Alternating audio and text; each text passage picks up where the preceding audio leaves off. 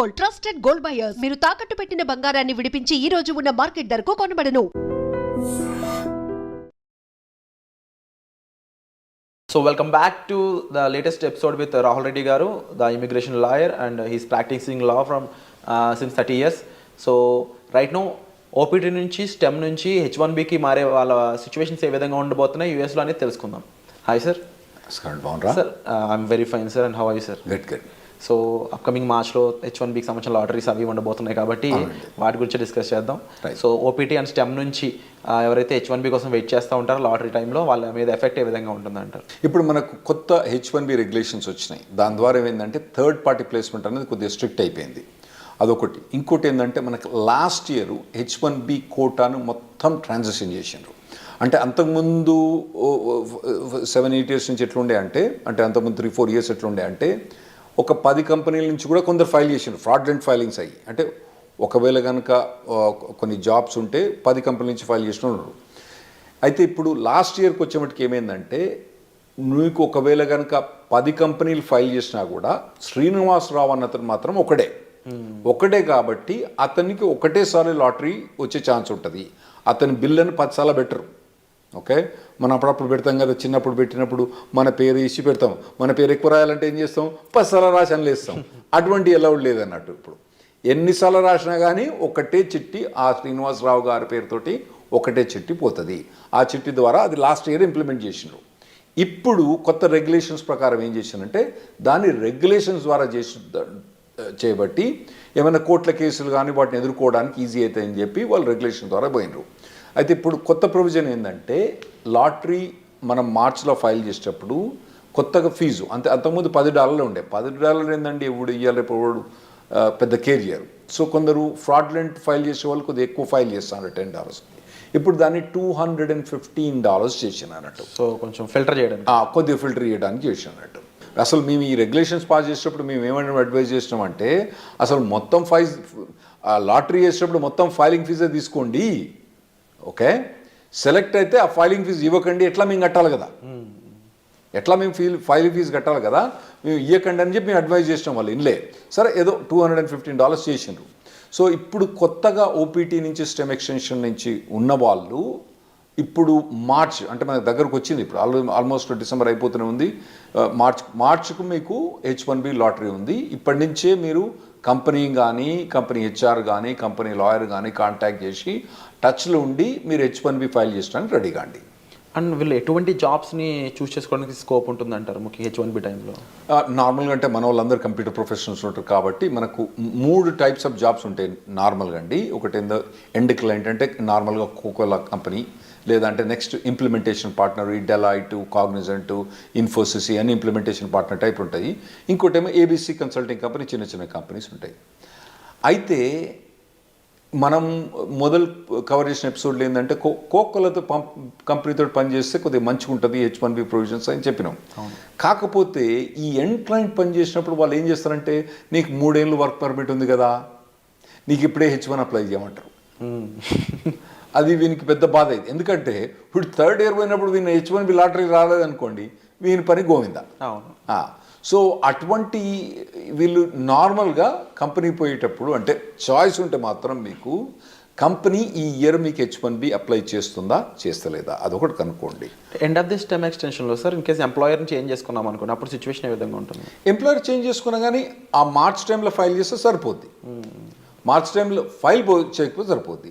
ఇంతకుముందు చెప్పినట్టు ఏంటంటే ఒకవేళ కనుక ఇప్పుడు మనం డిసెంబర్ జనవరిలో ఉన్నారు కదా, మీరు ఇప్పుడు మీ కంపెనీ కనుక మీరు H1B ఫైల్ ఈ లాటరీలో ఫైల్ చేస్తారా చేయరు కనుక్కోండి. ఒకవేళ చేయరని అనుకుంటే మాత్రం ఈ కంపెనీ వదిలిపెట్టి వేరే ఏ కంపెనీ కనుక మీకు జాబ్ దొరికితే ఆ కంపెనీకి పోవడం బెటరు. ఎందుకంటే H1B లాటరీ ఎంత తొందర వస్తే అంత బెటర్. ఎందుకంటే మనం లాస్ట్ 10 years నుంచి చూస్తున్నాం కదా, H1B లాటరీ అనేది కష్టమవుతుంది రావడం. ఓకే, ఇది లాటరీలో రావడం చాలా కష్టమవుతుంది. పోతానా కొద్ది ఇంకా పర్సంటేజ్ ఛాన్సెస్ తగ్గిపోతున్నాయి. మీకు 3 times కూడా మీరు లాటరీ ట్రై చేసుకోవాలి, అవసరమైతే 4 times కూడా మీరు లాటరీ ట్రై చేసుకోవాలి. వచ్చినప్పుడు ఇమ్మీడియట్గా ఫైల్ చేసుకోండి, మళ్ళీ నెక్స్ట్ ఇయర్ పెట్టకండి అన్నట్టు. ఒకవేళ ఈ కంపెనీ ఫైల్ చేయకపోతే మీకు వేరే జాబ్ దొరికితే మాత్రం వేరే జాబ్ తీసుకొని ఆ జాబ్ ద్వారా కూడా మీరు H1B ఫైల్ చేసుకోవడం బెటర్. స్టెమ్ స్టూడెంట్స్కి ఎలాంటి ప్రొటెక్షన్ ఉంటుంది సార్? అంటే ఎక్స్పైరేషన్ ముందు జాబ్ పోయినట్లయితే వాళ్ళకి ఏమైనా ప్రొటెక్షన్ ఉంటుందా? ఏముండదండి, గోయిందా అంతే. ఇప్పుడు H1B ఇప్పుడు ఉందనుకోండి, ఇప్పుడు మార్చ్లో లాటరీ ఉంది, ఫిబ్రవరిలో జాబ్ పోయిందనుకోండి, మార్చ్లో వాళ్ళు ఫైల్ చేయరాదు అన్నట్టు. అయితే కొందరు ఏం చేస్తారంటే ఈ కన్సల్టింగ్ కంపెనీ ద్వారా పోయి ఫ్రాడ్లెంట్గా వాళ్ళకి డబ్బులు ఇచ్చో జాబ్ లేకున్నా ఫైల్ చేయించుకుంటారు. అవి అయితే నేను అవాయిడ్ చేయమని చెప్తా. ఎందుకంటే మీరు లాంగ్ రన్లో చూసుకోండి, మళ్ళీ కాకపోతే ఇండియాకి వచ్చి మీరు మళ్ళీ H1B లాటరీ అప్లై చేసుకోవచ్చు, కానీ ఇటువంటి ఫ్రాడ్లెంట్ కంపెనీస్ మాత్రం పోకండి. జెన్యున్ జాబ్ ఉంటే మాత్రమే మీరు H1B ఫైల్ చేయించుకోండి. జెన్యున్ జాబ్ లేకపోతే ఎప్పుడు కూడా H1B ఫైల్ చేయించుకోకండి. లేదు, ఇన్ కేస్ జాబ్ పోయింది అనుకున్న టైంలో స్టెమ్ ఓపీటీ మెయింటైన్ చేస్తూ ఎంప్లాయర్ మార్చుకునే స్కోప్ ఉంటుందా? స్టెమ్ ఓపీటీలో మనకు 90 days ఆఫ్ అన్ఎంప్లాయ్మెంట్ అలౌడ్ అండి. సో ఆ డేస్ని అక్కడక్కడ మెయింటైన్ చేసుకోవాలి. అదే అక్కడ మెయింటైన్ చేసుకోవచ్చు. మెయింటైన్ చేసుకొని దెన్ వేరే జాబ్ కనుక హాప్ ఆన్ అయితే అప్పుడు H1B ఫైల్ చేసుకోవచ్చు. కాకపోతే ఈ మార్చ్లో ఈ H1B లాటరీ ఎప్పుడు ఫైల్ చేస్తారు? మార్చ్ 1 నుంచి టిపికల్గా మార్చ్ 20th కొద్దిగా డేట్స్ అటు ఇటు చేంజ్ అవుతా అంటే ఒక 5-6 రోజులు అటు ఇటు చేంజ్ అవుతా అంటే ఆ టైంలో కనుక జాబ్ లేకపోతే కథం, మనోడు మళ్ళీ నెక్స్ట్ ఇయర్ వెయిట్ చేయాల్సి వస్తుంది. ఈ 90 days కాకుండా, ఈ టైం పీరియడ్ కాకుండా స్టెమ్ ఓపీని ఎక్స్టెన్షన్ చేసుకోలేమంటారా?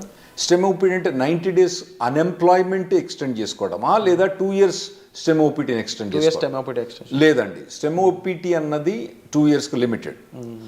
అయితే అందులో కొన్ని చిన్న చిన్న ఎగ్జామ్షన్స్ ఉన్నాయి. ఇప్పుడు H1B అన్నది మనం మార్చ్లో లాటరీ ఫైల్ చేసినా కూడా యాక్చువల్ H1B అనేది అక్టోబర్ దాకా స్టార్ట్ కాదు. అయితే ఒకవేళ స్టెమ్ ఎక్స్టెన్షన్ కనుక ఈ ఏప్రిల్ నుంచి అక్టోబర్ మధ్యలో కనుక ఒకవేళ స్టెమ్ ఎక్స్టెన్షన్ ఎగ్జాస్ట్ అవుతుంది అనుకోండి, అంటే ఇతని స్టెమ్ ఎక్స్టెన్షన్ జూన్లో ఎక్స్పైర్ అవుతుంది అనుకోండి, ఇతను H1B ఫైల్ చేస్తే ఈ స్టెమ్ ఎక్స్టెన్షన్ ఆటోమేటిక్గా జూన్ నుంచి అక్టోబర్ దాకా ఎక్స్టెండ్ అయింది. అట్లా కొన్ని లిమిటెడ్ ఎగ్జామ్షన్, దాన్ని మేము క్యాప్ గ్యాప్ అంటాం అన్నట్టు. క్యాప్ గ్యాప్ అంటాం. అది ఎప్పటి నుంచి? నార్మల్గా టిపికల్గా ఏప్రిల్ నుంచి అక్టోబర్ దాకా ఎక్స్టెండ్ అయింది. ఏది ఏదైతే కంపెనీ ఉందో H1B change of status file చేస్తే ఆటోమేటిక్గా క్యాప్ గ్యాప్ అన్నది ఏప్రిల్ నుంచి అక్టోబర్ దాకా ఎక్స్టెండ్ అయింది. అండ్ మనం ముందు మాట్లాడుకున్న ఈ రూల్స్ అండ్ రెగ్యులేషన్స్ అన్నీ కూడా పార్ట్ టైంలో కూడా అప్లైకబుల్ అవుతాయా? అంటే ఇప్పుడు స్టెమ్ వాళ్ళు పార్ట్ టైం కూడా సేమ్ ఇదే చేయొచ్చా, లేదా ఫుల్ టైమే చేయాలి కంపల్సరీ? మీరు అన్నట్టు ఒకవేళ కనుక H1B జాబ్ ఫైల్ చేసిన అనుకోండి, పార్ట్ టైం కూడా వాళ్ళు ఎక్స్టెండ్ చేసుకోవచ్చు. ఏది? టిపికల్గా ఏప్రిల్ నుంచి అక్టోబర్ దాకా.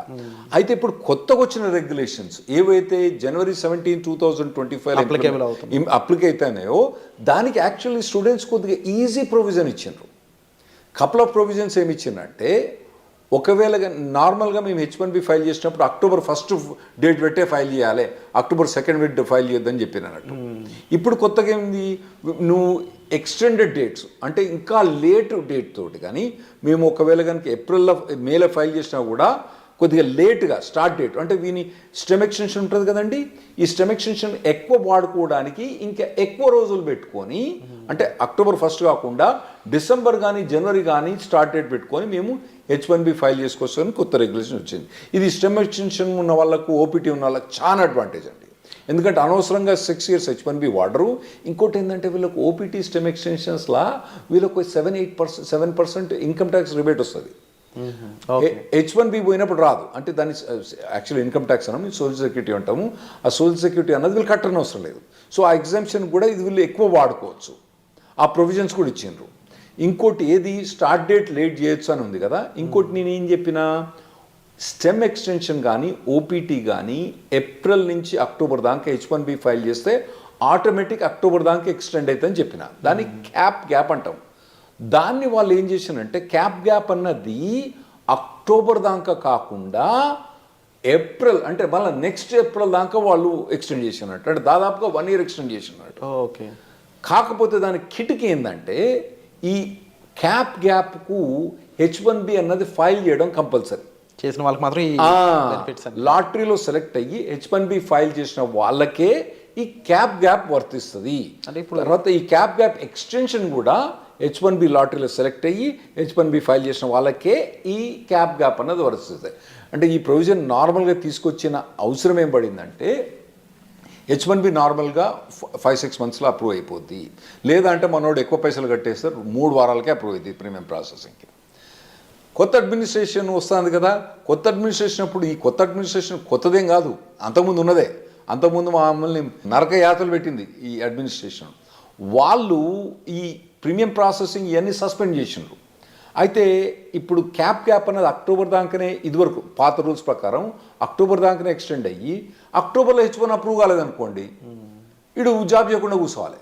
అప్పుడప్పుడు పెద్ద కంపెనీలు ఏం చేస్తాయి, జాబ్ చేయకపోతే పో నీ H1 తీసేస్తాను తీసిపో, జాబ్ తీసేసుకోవచ్చు. అప్పుడేమవుతుంది, నా గరక నా ఘాటక అవుతాడు వీడు.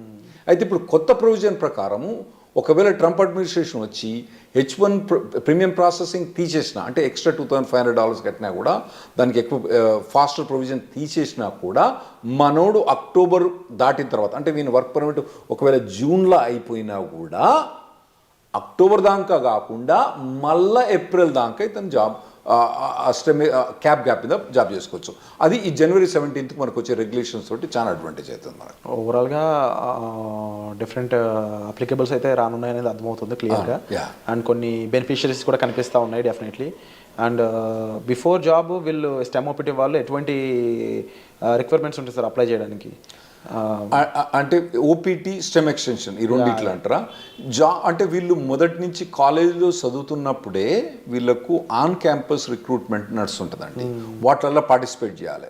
ఇంకోటి ఏంటంటే, మీకు ఇంతకుముందు చెప్పినట్టు ఏంటంటే, వీళ్ళు మొదటి నుంచి కూడా ఏదో టెక్నాలజీ తీసుకొని, హాట్ టెక్నాలజీ తీసుకొని, కరెంట్ టెక్నాలజీ తీసుకొని, దాని మీద కంప్లీట్గా ఇంటర్న్షిప్స్ కానీ, తర్వాత ఎడ్యుకేషన్ కానీ, ట్రైనింగ్ కానీ తీసుకొని, ఒకవేళ టెక్నాలజీ మారితే మళ్ళీ ఇమీడియట్గా మారండి టెక్నాలజీ.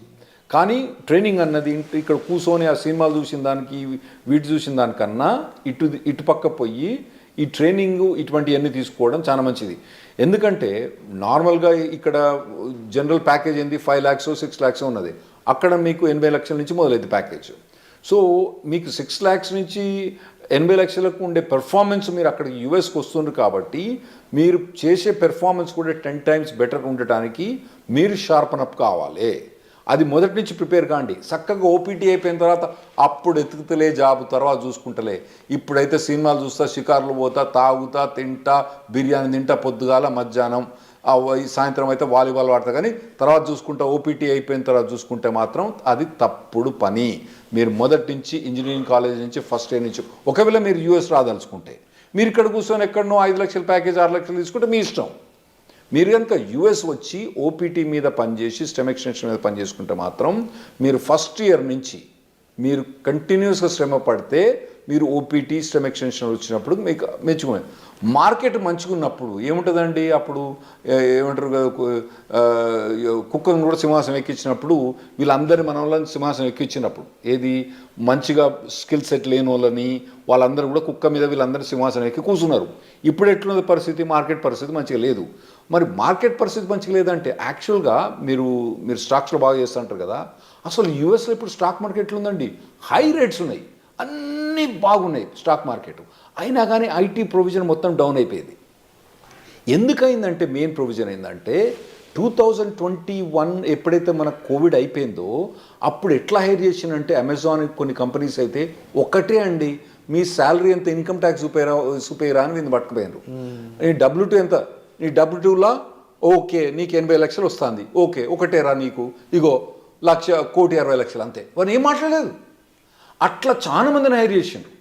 చక్కగా తీసుకుపోయి కుక్కను తీసుకుపోయి సింహాసనం మీద కూర్చోబెట్టిండ్రు.